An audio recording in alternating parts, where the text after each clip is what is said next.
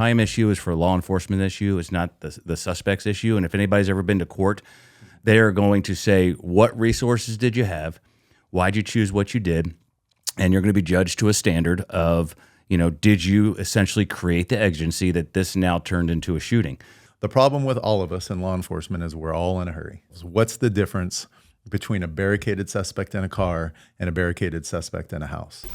Welcome to Police Canine Radio. Rich, what's going on? I think you got a little bit of a hero in the midst with one of your agencies that you're training. Want to talk about Murph a little bit? We do. We got Canine Murph and his handler Chad, and just a shout out to both of them. Canine Murph got shot in the line of duty, probably saved lives in doing so. And he is going to be with 3 legs now, but he is going to live and probably live a great life at home with his family. It's one of those things that we know is a possibility. And as much as we love our dogs, having a dog that could potentially save another officer's life, another human's life, maybe somebody went home to their family and their wife that night because of the sacrifice that they made. It is the ultimate sacrifice. So just a shout out to Murph and Chad and his family. Our hearts are with you, and your dog's a true warrior, and it was a great sacrifice that he made. Yeah, and we see, I think one of the conversations that come up a lot is, I'm not going to send my canine on a suicide mission. I don't think anybody wants to. I think that's kind of a foregone conclusion, right? Sure. I don't want to send a cop on a suicide mission. I don't want to send a dog on a suicide mission. But dogs are there to make everything safer for the handler and the other officers on that team. And sometimes you have to make a hard decision. And sometimes having a dog available to take a suspect's mind off of shooting cops is just what we need the dog for. Absolutely. So shout out to them. Pretty cool that the dog handled it the way that he did. I think dogs, as we know, especially males, are really resilient animals and sometimes aren't aware of the harm that they're doing to themselves. Not a lot of ability to control keeping themselves safe, right? Sure. So in a lot of ways, the perfect soldier, right? Yeah, perfect soldier. Mission Absolutely. first. And that's going to take us into a different conversation. And this is something that kind of keeps coming up. We see it a lot. You and I have scoured the internet and we looked at a lot of YouTube videos. We're talking to a lot of handlers across the nation about this. We're talking about barricaded suspects in vehicles.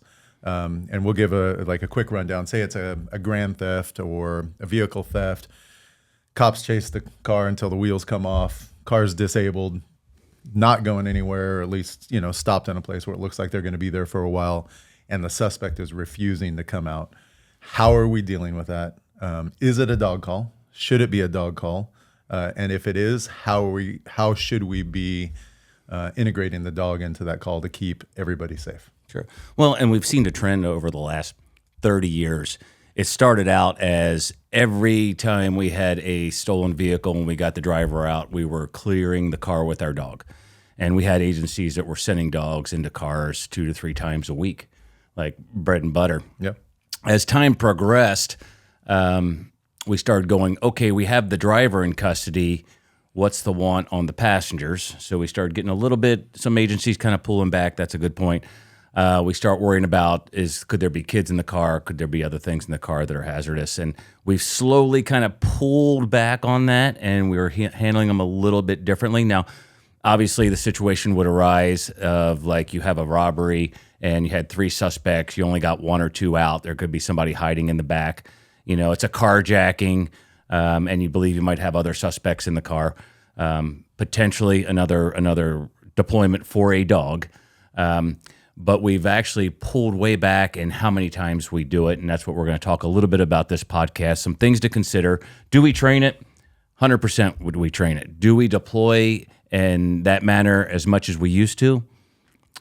It's actually kind of rare when we're sending dogs into vehicles. And it, like you were saying, I think I went a full decade where we pulled over the car, driver got pulled out or passenger got pulled out, got arrested, no harm, no foul, everybody. And then it was just a foregone conclusion that the dog was going to clear the call, canine up, clear the call, send the dog in, dogs. And looking back, shame on me, looking back, what was my dog going to do if they found somebody in the backseat? Bite them. Do I have a crime of the person in the back? You know, are they just riding along? Like you said, is it the girlfriend? Is it the 4-year-old kid in the car seat that's now having to deal with my dog back there? We just did it. It was just kind of like the policy. Like you pull somebody over, you arrest them, and the dog clears the car. Yeah. And we're going to talk a little bit about tactics. We're going to talk about training it because, again, it is something that we absolutely train. It is a low frequency, for most agencies, a low frequency, high risk, high potential for something to go wrong. And if you ever heard of Gordon Graham, he's like, here comes the train, here comes the whistle. So if you are going to be deploying in a car, it's something that you need to train a lot.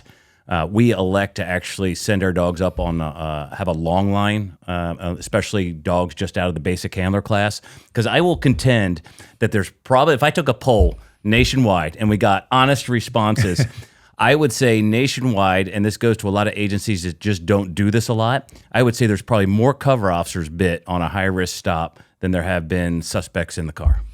Yeah, it's hard. I mean, you guys know why we pick our dogs. They're very excited to work. Movement, loud yelling, all those kind of things get the dogs going. If you're in a good position of cover, you're on your, the driver's side of your car, looking down downrange towards the suspect vehicle. Dog's getting ready to launch.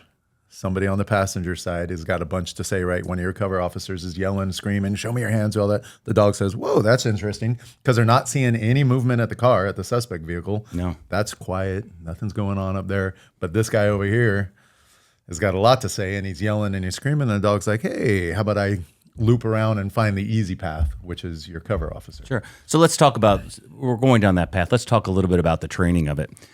So a couple things, and this is what we teach new handlers in the basic handler class, we will run vehicle stops. We will send dogs into car windows. We teach that, the door's open, dog goes in car, bites. We shut the door, window's open, dog jumps through the window. We try to show different angles, right? We usually start right up next to the door, and then we kind of pull back, and then we kind of pull backwards towards the trunk version. So more of a traditional setup on a high-risk stop for most officers. Well, a couple things that we can do, and here's a couple tips for you handlers that'll make it a little bit easier if you're on a high-risk stop and you brought your dog out. Number one, so we are up near, let's say, the driver's side, front quarter paddle. We're trying to use the engine block for cover. If you can tilt your vehicle on an angle, if you have that luxury, get that engine block, use that for cover. It's a lot more cover than doors or something like that. Some of us don't even have the ballistic panels and doors, depending on where you work. So have your dog out, have them lined up, and as they're giving commands to the driver in the car, when he steps out, I let my dog see him or her. And as the suspect steps out and starts to come back to comply, I then pull my dog back so he can't see anymore. So try to avoid your dog sitting there barking, watching the suspect come out, watching him come all the way back to your cover officers, and now what's your dog thinking? Hey, when it's time to go, the suspect's back there. I'm going to do a U-turn. Yeah. And now your dog's running back behind you, and now he's become a liability and not an asset. So have your dog out, watching, suspect steps out, bark, bark, bark, or hopefully be quiet if you can. Just the dog barking can kind of add a little bit of chaos and escalate things. Hopefully they're quiet. As soon as they start to step back, you pull dog back behind so the dog can't see suspect. Suspect's then taken into custody. As you draw him back, let your cover officers deal with him. And now last thing your dog saw was suspect standing at the driver's door. Hopefully driver's door is open. And if you're going to send your dog in to clear the car, it makes it a little bit easier. Especially our new dogs, we actually throw a 50-foot line on and just make sure they're heading that direction. If they decide to make a U-turn, we'll down them, we'll recall them. It can happen really quickly, so that 50-foot line is actually a little bit of a safety. Also, depending on what your background's like, you might not have complete control of what's going on in front of the car. You could have pedestrians, you could have people walking around.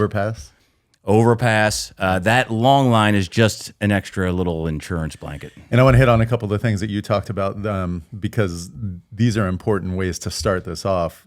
When I started doing vehicle entries with the dog, we always lined up as if we had just made the stop right behind the car.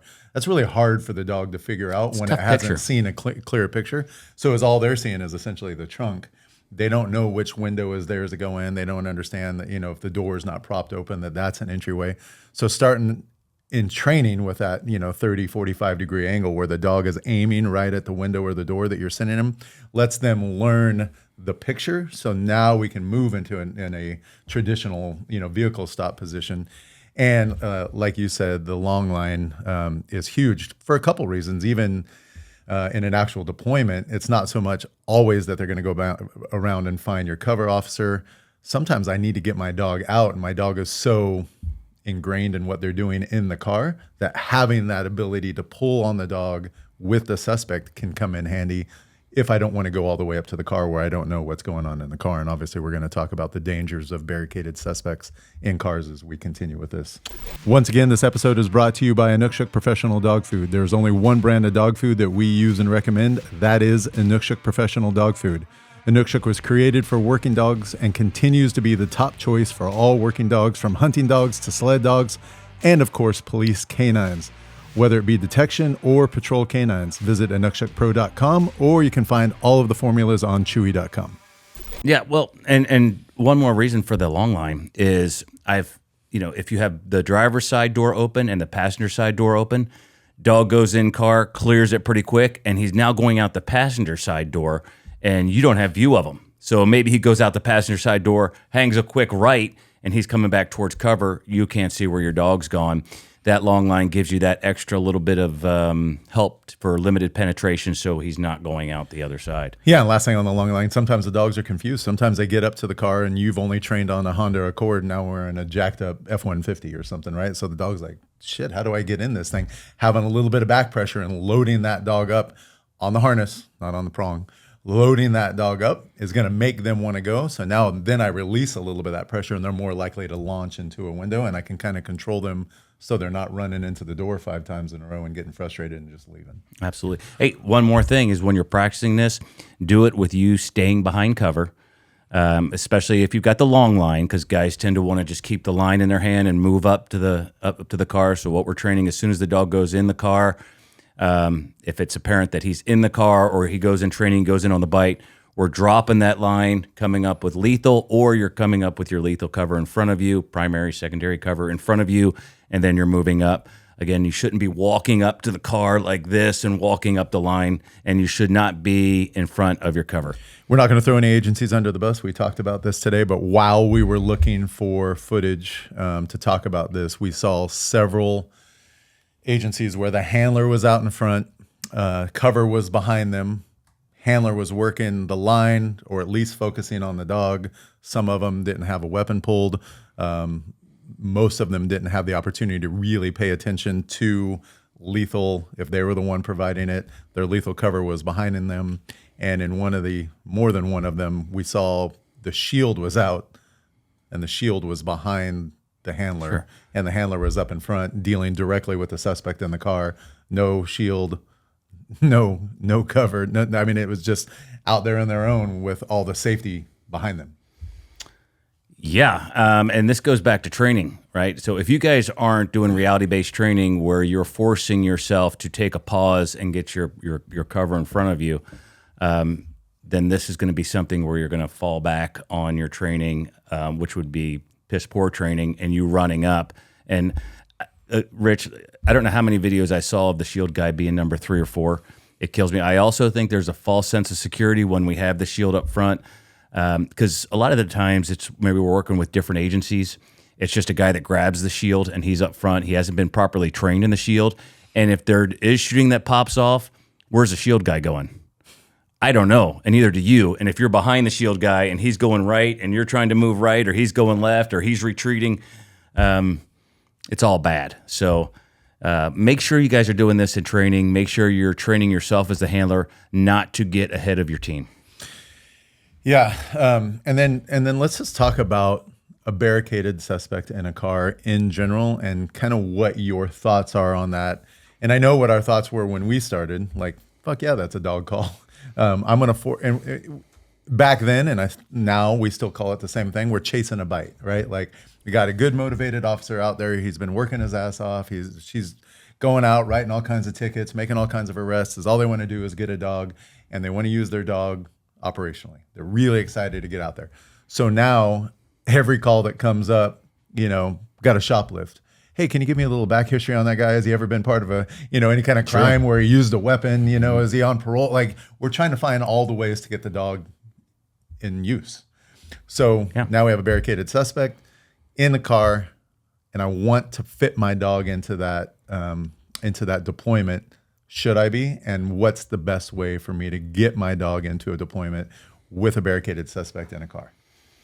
Yeah, so unfortunately, we've learned this lesson the hard way over the years, and we always talk about training from experience. We have had officers killed up here, and when I say up here, in Northern California on high-risk stops. And so it's unfortunately, it took that for a little bit of a paradigm shift for some of our agencies. But we slow things down, and Rich, you hit the nail on the head. We treat it like a barricade subject. So, when it comes down to pushing forward and trying to use force quickly, we're going to be judged on that standard. And there's an old saying, well, we have a time issue. No, time issue is for a law enforcement issue. It's not the suspect's issue. And if anybody's ever been to court, they are going to say, what resources did you have? Why'd you choose what you did? And you're going to be judged to a standard of, did you essentially create the exigency that this now turned into a shooting? So man, I've always hated high risk stops. I've always hated sending dogs into cars because windows are usually tinted. Dog goes in the car. We're now playing by the suspect's rules. He is dictating where this fight's going to take place, where the confrontation's going to take place. Why are we playing his game? Let's not play his game. Let's play our game. And the safest way to approach any kind of situation where you have a suspect in a car that's refusing to come out is you force him out. And by doing that, we use the tools that we have. Let's fight on our terms. Have him come out of the car, and now we can see hands, we can see waistband, whatever decision he makes. If he wants to not follow commands, start coming towards us when we're telling him to get on the ground, or if he wants to try to flee or do something else, and we have options. And that's what the dog's for. The dog is a perfect fit for somebody trying to take off on foot. Yeah, and I think if we force somebody out, and I think obviously you're talking about gas, pepper ball, those kind of things where we're inserting something into the car that makes it so uncomfortable to be in the car that the person leaves. If they're that adamant about staying in the car and being that much of a pain in the ass and that defiant, and they're willing to do that for hours, I assume that when we get them out of the car, they're still going to be defiant, and there's plenty of use for the dog at that point. The problem with all of us in law enforcement is we're all in a hurry. And I called, before we had this, I called a friend of mine who was a SWAT operator, SWAT commander in a busy area in the Bay. And I asked him about this specifically. He's not a dog guy. I just wanted his opinion about this. And the question he asked me is a question we all need to be asking ourselves. What's the difference between a barricaded suspect in a car and a barricaded suspect in a house? And I would say, like, as I'm thinking about that, a barricaded suspect in a house is probably a little bit safer for me as the team going in. It's a bigger area. We know how to cover the corners. We know how to flow and fill. We know how to do all that stuff.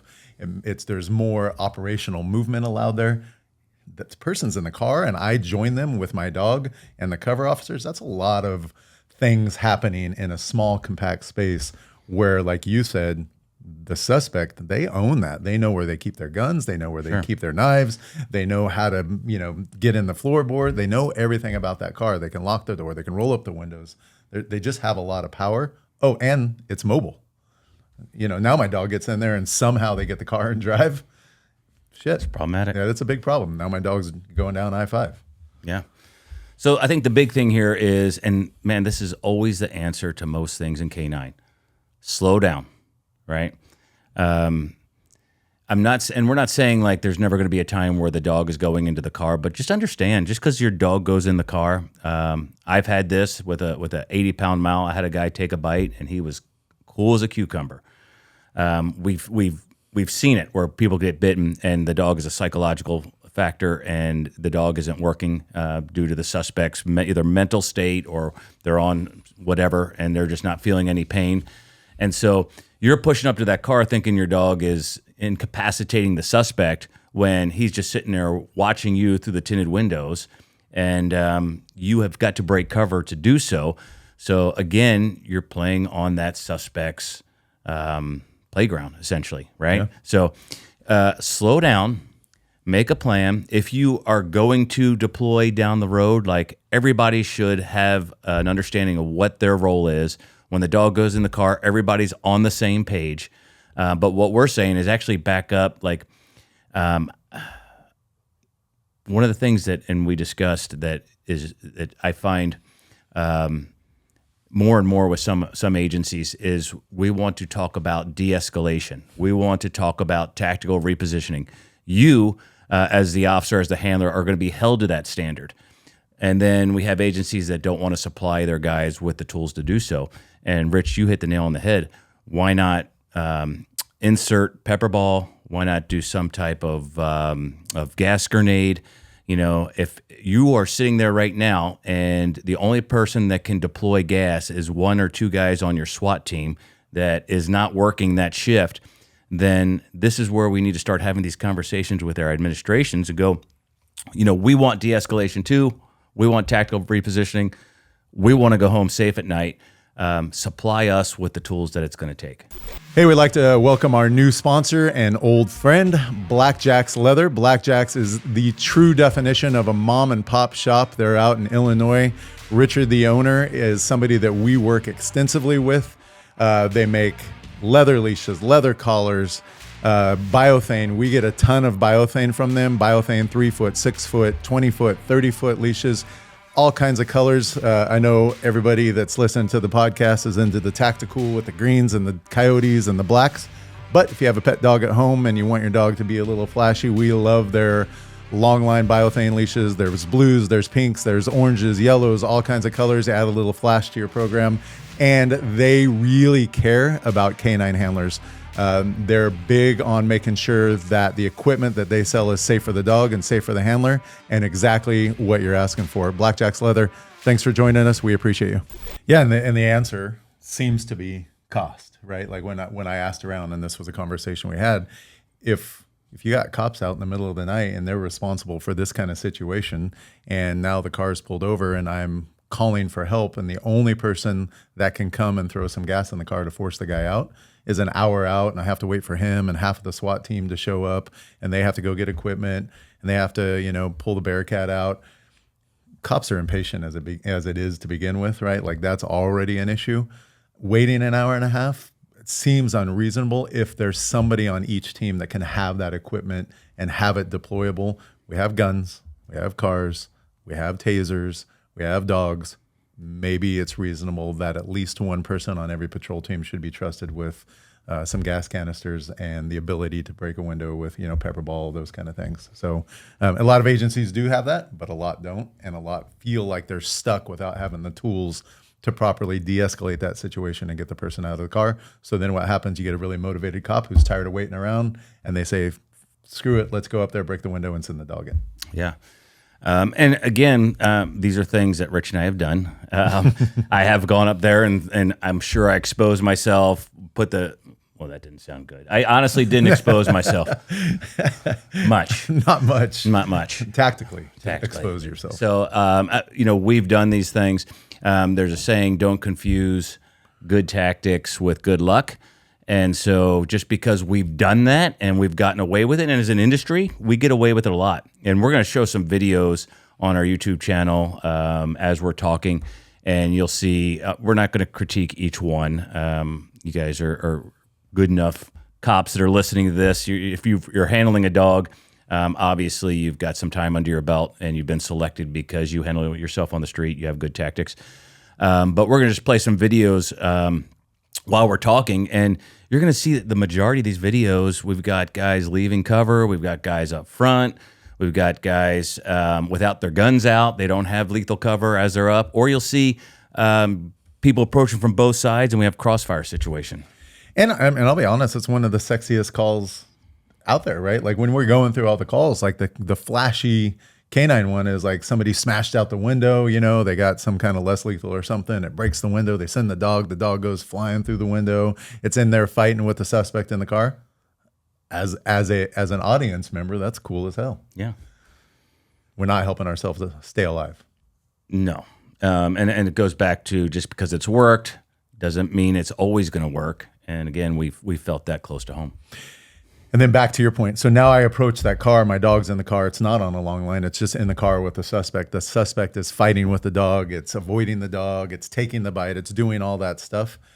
That's cool. But now I have to get in the car. I have to open the door. I have to go into his room now. Dog's on there. We're watching the dog because we're handlers and we're like, hey, I just kind of want to see what my dog's doing. You can get bit by a dog in the shoulder, and we see a lot of the bites kind of end up being here just as the deployment unfolds. That guy's still got hands available to do things. And you can be in a lot of pain and pull a trigger. Yeah. So I just don't know, and this is a conversation we're having, I just don't know if canine is the answer for a barricaded subject in a car. I think it's part of the answer. I think, like we talked about, we insert that gas, we make it so uncomfortable in the car that the guy comes out. He's that adamant about staying in there. Now he's a canine problem. Now he's going to want to fight. He's going to want to run. He's going to want to do all those things. We made the inside uncomfortable. We brought him outside. Now it's perfect time for the dog. Sure. And again, we're never saying never, but if you do insert gas and then you send the dog in, now sometimes the gas itself will obstruct your vision. So now it's even harder as you're making an approach to kind of take a look and see what's going on. And like you said, Rich, if a guy's going to sit in there and eat gas all day, he may have already prepared himself by preparing himself for the canine bite. What if we can't do that? What if we don't have gas? What if it's not an option? There's a point where somebody's going to decide, no, this is a dog call. How do you want to address that? How do you want to get the dog in the car safely? How do you want cover working with that? How do you want to approach? What's our plan when the dog's on the bite, and how are we getting the suspect out? Sure. And so this is something that you guys should be doing in training, and force the handler, for any unit supervisor or any trainers out there, run this scenario and have the handler come up with a plan and say, okay, there's 5 of us. Okay, this is what we're going to do. And obviously time is on your side. The guy's barricaded in the car. Again, everybody should know their role, and then have him delegate. Okay, dog's going to go on this side. We're going to line up here. If we have a shield, it'll be number 1. Okay, we're going to have hands on. We'll have lethal, right? We're going to have hands on. We're going to have another less lethal option. We're going to approach from this side. We're going to open the door. You're going to be responsible for opening the door. If the door's locked, you're going to breach the window, and have all of these things worked out. And then we're going to pull them out. We're going to grab them. We're coming out this side. I think there's plenty of videos out there of watching guys pull the guy from each side, the driver's side, the passenger side. Who's going to get the seatbelt? If the guy does have a seatbelt on, who's going to delegate that? All these things should be choreographed, so everybody pushing up already in their mind has their area of responsibility. They know what they're going to do. You know which side the dog's coming out. How's the arrest going to look? Depending on what you have, you may pull them out, grab dog, get both arms, even cuff, depending on the situation. If we think there's a firearm still involved and we can articulate it. Whole nother topic on time on bite. But just make sure everybody knows exactly how this thing's going to unravel. And I would say, and I was thinking about that as you were going through this, we just got done having a podcast talking about time on bite. I think in this situation, that's not a conversation that we're having as quickly, right? Person's barricaded themselves in the car. They did some kind of crime that we've already chased them. We've incapacitated the car. They've barricaded themselves in the car. They are definitely on the tactical advantage in this situation. I don't think we have to worry about it's been 18 seconds. We need to get Fido off the bite. This is pretty serious shit. He's made it clear, that it's not a safe situation. We don't know what's going on in the car. He's barricaded himself in there. It took a whole team to get him out. At this point, we're going to, I assume, cuff safely and then take the dog off the bite. The caveat to that is, and this is why we do the briefing on the front end, it shouldn't be dog goes in car and now I'm going to start, hey, you come in, we're going to go on this side, and now we're coming up with our plan. All right, hey, you put on gloves, you do, you know what I mean? All that should be worked out. And if anything goes wrong on this deployment, if you're going to be held accountable for any reason on this deployment, then you need to make sure that you did everything you could on the front end, and then you've expedited your approach. Yeah, and then the other thing, different vehicles too. A lot of agencies now do have access to a Bearcat, and if we have time, let's get something better than a patrol car up there as cover. We do have time for a lot of those, and I think even some of our most rural agencies have access to something a little more formidable than a Tahoe. Hey, I'd like to thank one of our sponsors, Ray Allen Manufacturing. They've been engineering tactical and working dog equipment like harnesses, collars, leashes for military police for over 75 years. They are continuously innovating. I always like to say this is not your dad's Ray Allen. They are always looking for the bigger and the better. We get all of our handlers now in the basic handler course deal directly with Ray Allen. We get our harnesses, leashes, tugs, e-collars, gloves, Rec Specs, Hearing Dog Pro. All of our good stuff comes from Ray Allen Manufacturing. Look them up, rayallen.com. I cannot recommend them enough. We only recommend people that we deal with, and these are good people, and they're in it for the right reasons. So because of that, rayallen.com. Yeah, I think, like you said, Rich, I think you need to make sure the car's immobilized. If the car's running and you're sending your dog in there, you do run a risk of them throwing it in drive and taking off, and that has happened. And we'll even have some video showing the car going back and forth with the handler out there, almost getting hit by the door, and how unsafe and kind of scary that can become. Well, while we're talking about this barricaded thing, and we brought it up a little bit in the beginning, can you, you've selected canine handlers in the past, you've been part of a selection process. Can we talk about a little bit about the difference of being a motivated canine handler that's hardworking, and then what can get us into trouble when we get into that chasing the bite mentality? Because I think this is what leads us all, and you and I have been there, to like, no, I can make this a dog call. Sure. And I want to. I mean, that's part of why I got into this. Yeah, well, I think it comes down to you can't think of yourself as I am the canine handler, so everything I do is going to involve the dog. You've got to think of yourself as I am a professional officer, and the dog is one of my tools. And I may use them, I may not use them. And I tell you, from when I was a supervisor of a unit, I really treasured those moments when the handler came in and goes, we could have justified it. And there's a term for this. It's called lawful but awful. I could have justified it, but, it was better if we just did X, Y, and Z and either de-escalated it, right, or used another less lethal option. And so, and this is where we talk about maturity as a handler as well, when we're looking at selection of handlers. But it's trying to fit that round hole into a square peg. Is that the term? Square peg in a round hole. Yeah. And that comes down to, again, with handlers, like, look at being a handler as a marathon, not a sprint. So when I'm making these decisions, I will live to fight another day if I make the right decision. If you make the wrong decision, and we've seen this, and it doesn't go your way, then you could live a very short canine career. Yeah, and I think that's our goal with this one. And a lot of the conversations we have is Gregg and I live about an hour and a half away from each other. So we'll send each other something we see on YouTube or something on the LEO page or something like that. I'm like, hey, take a look at this. And then is what we notice is there's a lot of the same video that we're sending each other, just with different agencies. And we both want you guys to stay alive. We want you to have a safe career. I've got kids in law enforcement. We've got friends in law enforcement. We train guys in law enforcement every day. Like, it's something that really matters to us.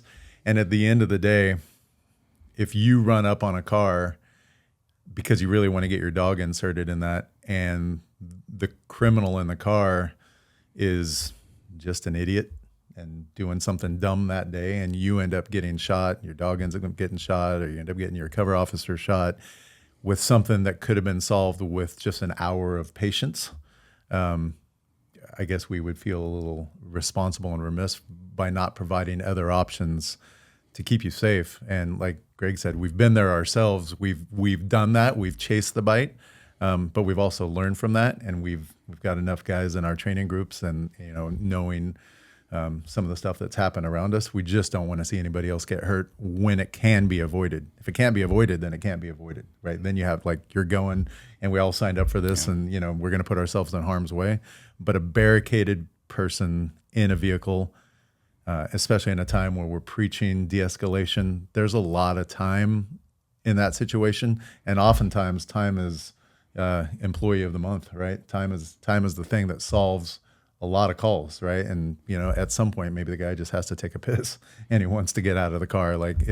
There's time to get this handled. There's not a hurry because he's barricaded and he's stuck there, and we can wait it out and we can gas him out. Yeah, you cannot have the mindset of I want to get through this one to get to the next call. You have to look at it as, why is this guy refusing to come out? And then at that point, what's he willing to do inside the vehicle? And we're seeing more and more suicide by cop. And a lot of these individuals, they don't care if they take you out or your partner out. So you have to have that mindset, I think, whenever you're dealing with these situations. And so, again, the whole point of this podcast is because we care about you guys. We want you not to make the mistakes we made. And Rich and I talked, and if just a couple of you guys pause on a high-risk stop and it has an impact out there, then this is well worth it.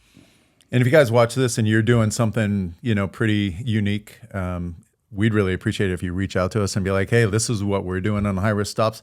Maybe this is the equipment that our agency has supplied us with so we can handle these things better when the SWAT team isn't available, things that patrol guys are carrying with them that make these situations more manageable. Let us know, because the information that we get from all of you as handlers, trainers, supervisors, we're sharing that with our guys all the time. So that's the benefit of us having this platform and being able to talk to people across the nation and across the world, is you guys share information with us all the time. It wasn't that long ago we just had a conversation with the lieutenant that came up with the 2 muzzled dogs on a hostage. We thought that was absurd. Yeah, Riverside. Yeah, we thought that was crazy. And then we heard it. And then I think another agency reached out to you and said quite a few. Yeah, we they used it.